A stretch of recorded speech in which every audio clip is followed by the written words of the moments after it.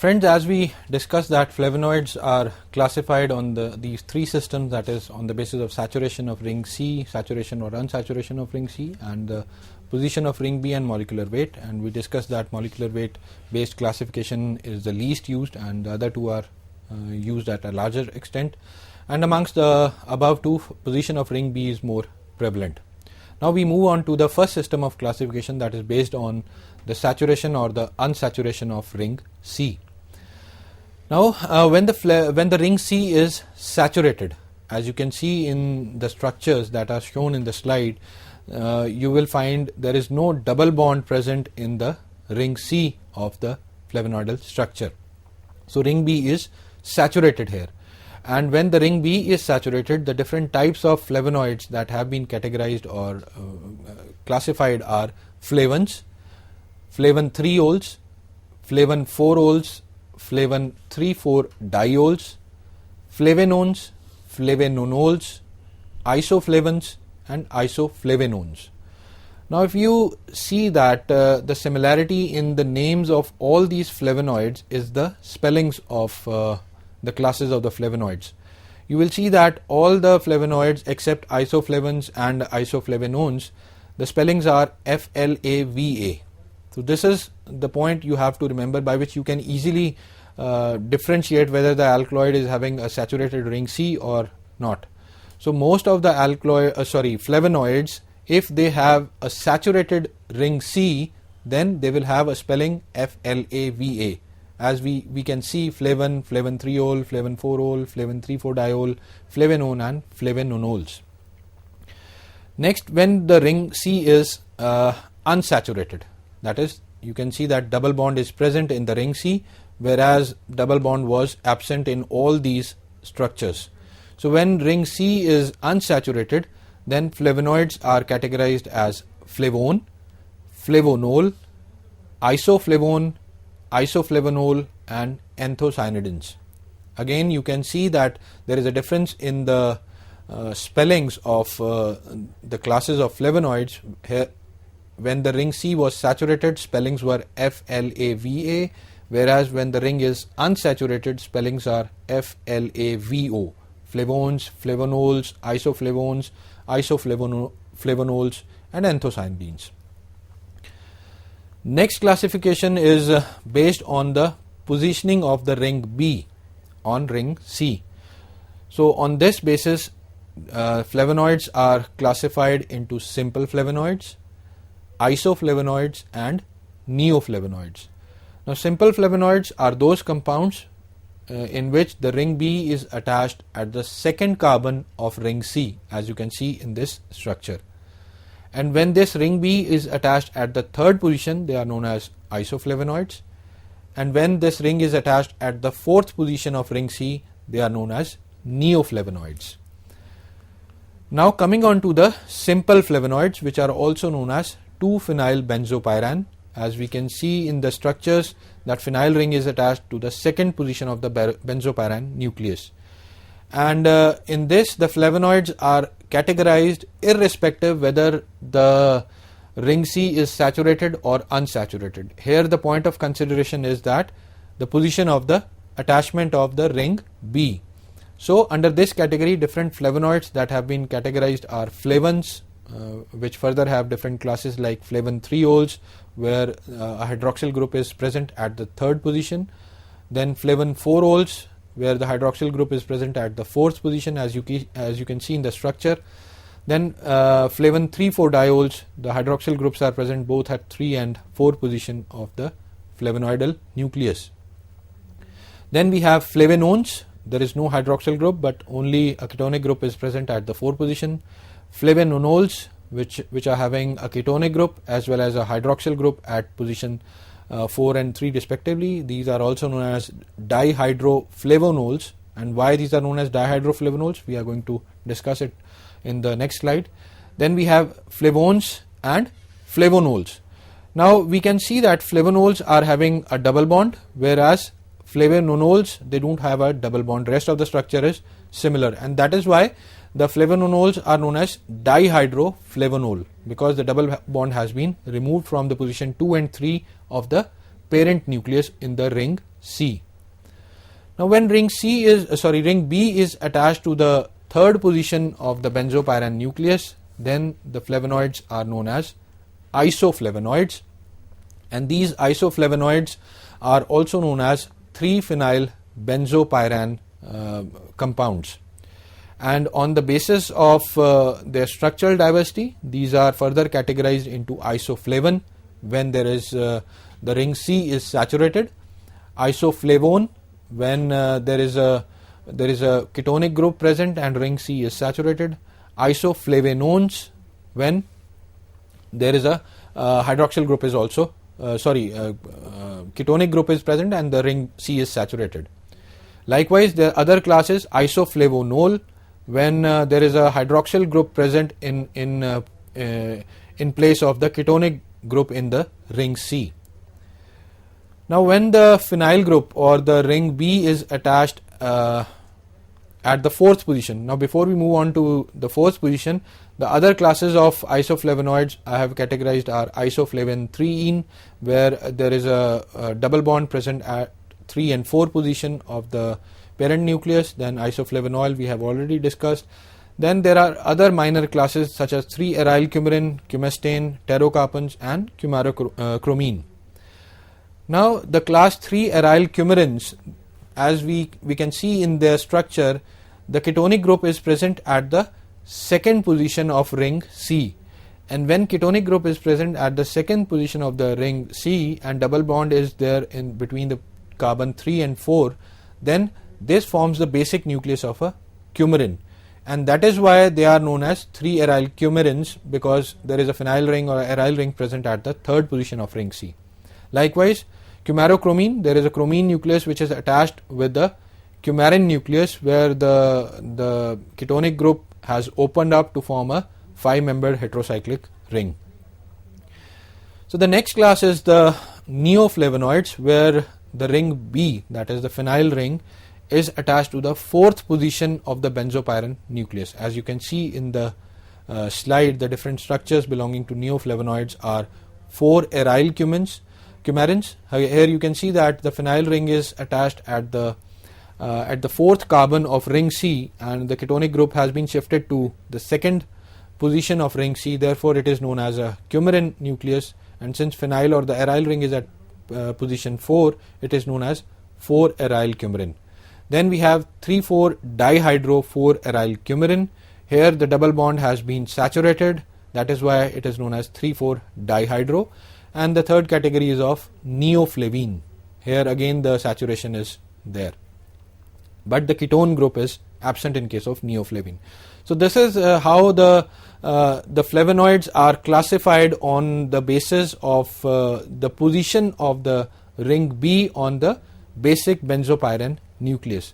Now apart from all these derivatives or the substitutions or the different position of substitutions, there are certain minor flavonoids which have altogether different structure from those of the classes which we have discussed just now, and these minor flavonoids are chalcones and aurons. Now in chalcones you can see that there is no heterocyclic ring, but we have an open ring structure. We are only having 2 phenyl rings that are attached through a 3-carbon chain. Though these belong to C6C3C6 nucleus, but there is no heterocyclic ring present, or the benzopyran nucleus is absent in case of chalcones. And chalcones are normally considered as precursors for the other classes of the flavonoids, which we are going to discuss in when we will discuss the biosynthetic pathways of the flavonoids. And the next class is of aurons, and aurons are also having a heterocyclic ring, but this heterocyclic ring is a 5-membered ring. As you can see in the basic nucleuses of auron, and these are categorized into auron and auronol. Auron, they don't have a hydroxyl group, whereas auronol, they have a hydroxyl group attached to the second position of the heterocyclic ring. So this was about the different systems of the classification of the flavonoids, And if we have to categorize the flavonoid irrespective of the type of classification, then the different types of flavonoids are anthocyanins or anthocyanidins, then proanthocyanidins and leucoanthocyanidins, then we have flavones and flavonols, then flavanones and flavanonols, biflavonoids, isoflavonoids, neoflavonoids, chalcones, rotinoids and pterocarpans. And these are the broader groups or the classes of flavonoids in which these compounds have been categorized. Now we will discuss each and every class of these flavonoids, and the first one is anthocyanins. Now anthocyanins, these are the compounds that are based on flavillum nucleus, that is 2-phenyl benzopyrrolium nucleus. Here you can see there is a positive charge on the oxygen atom and the ring C is unsaturated. Double bonds are present, but there are 2 double bonds, and that is why oxygen is having a positive charge or a sign on its atom, and that is this type of nucleus we call it as 2-phenyl benzopyrrolium nucleus. Now anthocyanins are mostly present in the glycosidic forms, and their glycosides are known as anthocyanidins, and glycosides, as I told you, they are more prevalent in nature as compared to the aglycon forms. Now anthocyanins are more soluble in water, and they are responsible for the colors or the beautiful colors which you see in different fruits or in flowers, in leaves, or the juices or the wines. So all those beautiful colors that are seen in various flowers or the food materials, they are largely due to the presence of these flavonoidal pigments known as anthocyanins. Now the color of the anthocyanin ranges from pink through red to violet or to dark blue, depending upon the pH of the matrix or the surroundings. So the color of these anthocyanins vary. Now the color of these pigments also varies on the subsequent groups that are present on the basic nucleus, whether there is a methylation is there or acetylation is there, whether the number of hydroxyl groups are present on ring A and C, whether any hydroxyl group is present on the ring B as well. So depending upon the type of substituents that are present, that also determine the color of this particular group of flavonoids, which are known as anthocyanins. Now anthocyanins are largely present in the outer layers of the cells of numerous fruits, as we have seen, like cranberries are there, blueberries are there, strawberries are there, or grapes are there, and the color of all these fruits is largely due to the presence of these anthocyanin pigments in the cells that are present in the outermost layer of their coverings.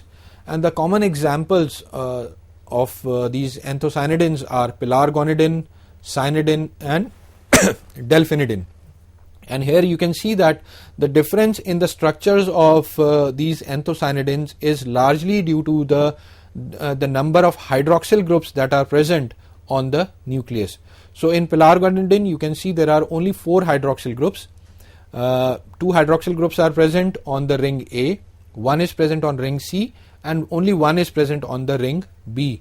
Whereas in case of cyanidin, there are 2 hydroxyl groups present on the ring B, while the other structure is same. And again in delphinidin, there are 3 hydroxyl groups that are present on the ring B, while the rest of the structure is similar to that of pelargonidin. So this is how there is a variation in the anthocyanidins in the structure, in their structure, as well as these substituents or the difference in the substitution that defines the color of these pigments. Now the next class of flavonoids is flavins, and as we discussed in the classification, these flavins are further categorized into flavin threols when the hydroxyl group is present at the 3rd position of ring C, flavin 4-ols when the hydroxyl group is present at the 4th position of ring C, and flavin 3,4-diols when the hydroxyl group is present both at position 3 and 4 of ring C. And since these are flavins, spellings are FLAVA, it means the ring C is completely saturated. There is no double bond present in the ring C of these structures. These are also known as catechins, and as anthocyanins or anthocyanidins, they largely occur in the form of glycosides. The monomers flavin 4-ols and flavin 3,4-diols, they are also known as leucoanthocyanidins, which we are going to discuss in subsequent slides, and these are also considered as precursors, or I will say that on hydrolysis with acids, they give rise to anthocyanins. Now, flavins can also be categorized into hydroxylated and methylated flavins, as well as prenylated flavins. Now, hydroxylated and methylated flavins are considered as simple flavin molecules, whereas prenylated flavins are considered as complex flavin molecules. Now, the examples of hydroxyflavins are flavin 3-ols, as I told you, catechin and epicatechins, and these are the flavin 3-ol molecules that are largely found in the leaves of teas, different types of teas, and when they are present in the polygomeric or oligomeric form, they are known as proanthocyanidins. And the common examples of methylated flavin 3-ols are 4-O-methyl catechin, which is normally found in the bark of Cinnamomum cassia, which is a substitute to the original dalchini, which we use normally in our cooking and in our houses. So it is a good substitute of Cinnamomum zelanicum, which is known as dalchini, and this is known as cassia bark.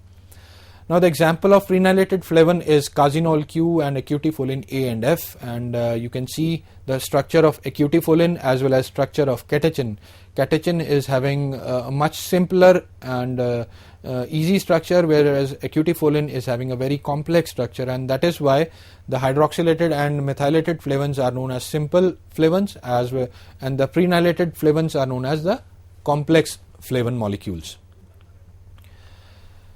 Next we have is the proanthocyanidins and leucoanthocyanidins. Now, the proanthocyanidins are the group of the flavonoids that are the oligomers or polymers of flavin 3-ol compounds, as we have discussed previously also. And these flavin 3-ol oligomers or polymers are also known as condensed tannins. Now, since these are known as condensed tannins, the name condensed is largely given because they cannot be hydrolyzed whenever they are exposed to any enzymatic action or whenever they are exposed to any acidic action. So that is why they are known as condensed tannins, and they are known as tannins because they have tannin-like properties. Mainly whenever they are reacted with protein, they tend to cause the precipitation of those proteins, and therefore they have an astringent action. And since their molecular weight largely falls in the range of the molecular weight of tannins, they are also named as condensed tannins. Now, the most common example of these type of molecules, I have given simple examples: epicatechin, 4-beta-8 catechin. Now, 4-beta and 8 represents the position of joining of the two molecules, that is molecule of epicatechin and catechin. Likewise, another example is catechin 4-alpha-8 catechin, where the two catechin molecules are attached at a position 4 of one molecule and monomer, and at position 8 of the other monomer. So these are nothing but the oligomers, and here the oligomers is largely confined to the dimeric or the higher polymeric compounds of flavin 3-ols.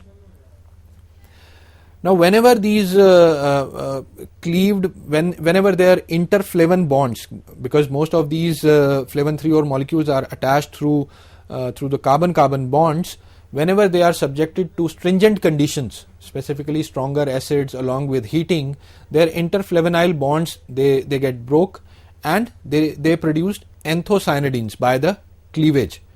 And most of the catechin and epicatechin, as we have discussed, are nothing but the oligomers or flavin 3-ol molecules. Here you can see in the structure I have taken an example of a dimeric or a biflavin molecule, and whenever it is treated with an acid, it undergo cleavage of this interflaval bond, and it give rise to two monomers, and these monomers are nothing but these are the molecules of anthocyanidin or the pigment molecules. Next we have is the leucoanthocyanidins, and these are nothing but the monomers of flavin 4-ols and the flavin 3,4-diol molecules. And as you can see, flavin 4-ols are the molecules having a hydroxyl group at position 4, and flavin 3,4-diols are the molecules having hydroxyl group at position 3 and 4 of ring C of the benzopyrene nucleus. Like other flavonoid compounds, these also occur in the form of glycosides, and they also get oxidized with the strong acids, and these also give rise to the anthocyanidin molecules whenever they are exposed to strong acids. So next class is of flavones and flavonols. Now these are the class of the flavonoids where the ring C is completely saturated, that is, there is no double bond present in the ring C. And flavonones are the compounds having a ketonic group at position 4 of ring C, as you can see in the structure, whereas flavonols are the compounds, they have a hydroxyl group at position 3 of ring C in addition to the ketonic group. And since there is no double bond present at the position 2 and 3 in the ring C, they are also known as 2,3-dihydroflavonol molecules.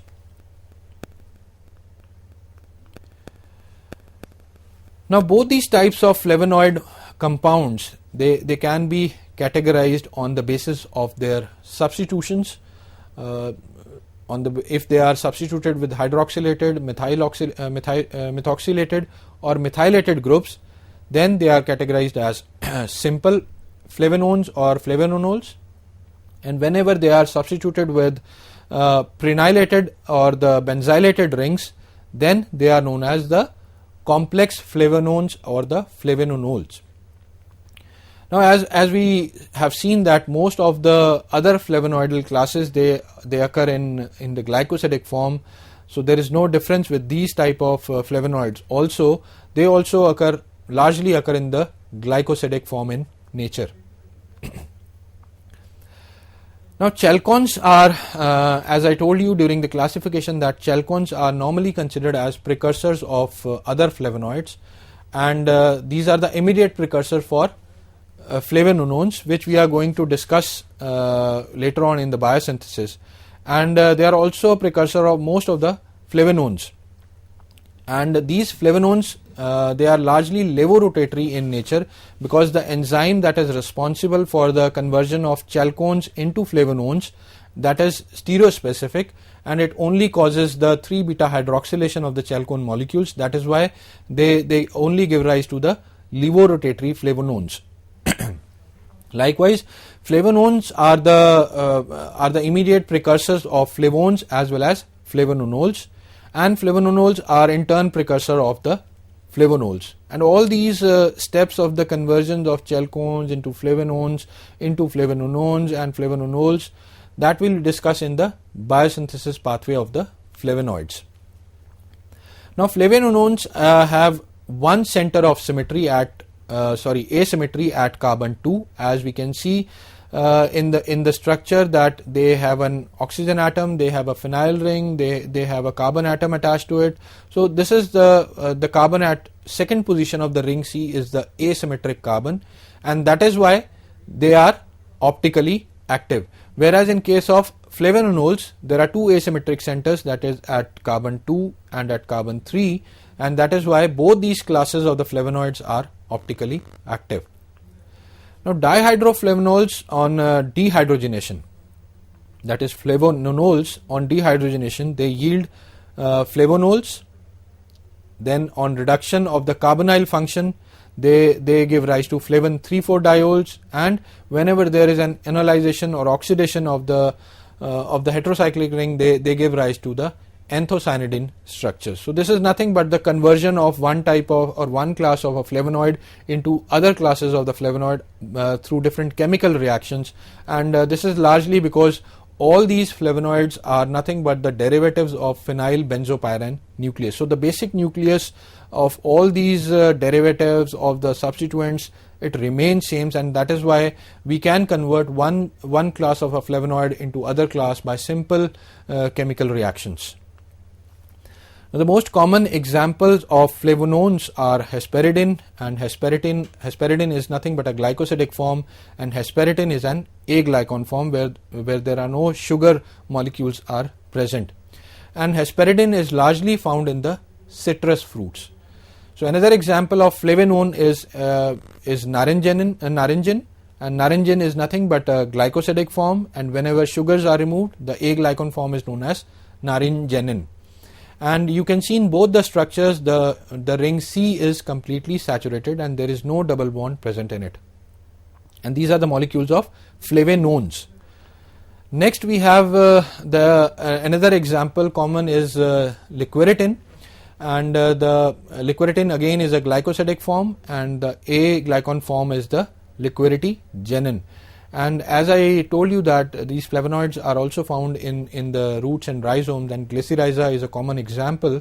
So liquiritin is a flavonone molecule which is found in the rhizomes of Glycyrrhiza glabra, which we commonly know as mullatti. And taxifolin is an example of flavonol molecule. You can see the presence of hydroxyl group on ring C, whereas ring C is still saturated, and this taxifolin is also known as dihydroquercetin, and taxifolin has been reported in deodar trees which are known as Cedrus deodar. So friend, this was about the different classes of flavonoids. I'll be stopping here because I'll be discussing the other classes in my subsequent lecture.